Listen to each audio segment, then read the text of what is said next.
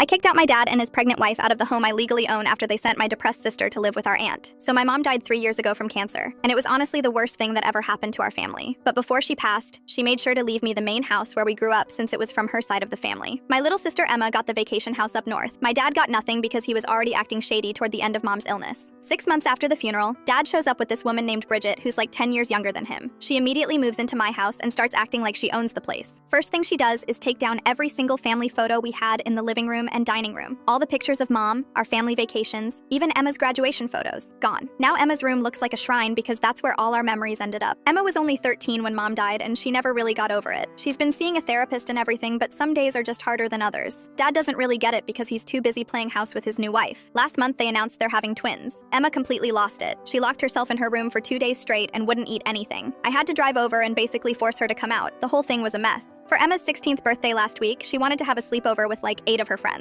Dad said yes before he and Bridget left for some romantic weekend getaway. The party was supposed to end at midnight, but you know how teenage girls are. They stayed up until like 4 in the morning doing face masks and watching movies. Dad and Bridget came home the next morning around 10 and found all the girls passed out in the living room. There were blankets everywhere, some leftover pizza boxes, and a few makeup containers on the coffee table. Nothing crazy, just normal sleepover stuff. But Bridget absolutely freaked out. She started screaming at Emma in front of all her friends about how disrespectful she was and how she was just like our mom. Then she said the worst thing possible. She told Emma that she was a burden on Dad and that she needed to learn some respect. She literally packed Emma's bags right there and called our aunt to pick her up. Emma was crying and her friends were just standing there not knowing what to do. Dad didn't say a single word to defend her. He just stood there like a coward while his wife kicked his own daughter out of the house. I found out that evening when Emma called me sobbing. I drove straight over to Aunt Lisa's house and Emma was just broken. She kept saying she didn't understand what she did wrong and that she missed mom. It was heartbreaking. The next morning I showed up at the house with Emma's spare key. Bridget was eating breakfast in the kitchen when I walked in. She had the nerve to ask what I was doing there. I told her and Dad they had exactly 1 week to pack their stuff and get out. Bridget started laughing and said I couldn't kick them out of their own home. That's when I pulled out the deed with my name on it. Her face went completely white. She had no idea the house belonged to me and not Dad. Dad tried to argue that I was being cruel to a pregnant woman, but I shut that down real quick. I told him if he cared so much about protecting pregnant women, maybe he should have protected his grieving daughter instead of letting his wife call her a burden. Bridget started crying about how she was 7 months pregnant and had nowhere to go. I told her she should have thought about that before she decided to kick out a 16-year-old girl who just lost her mom. Dad called me a cruel brat and said he was going to fight mom's will in court. I laughed and told him good luck because mom's family already has their lawyer ready to go. Mom specifically wanted me to have this house, and she made sure it was ironclad.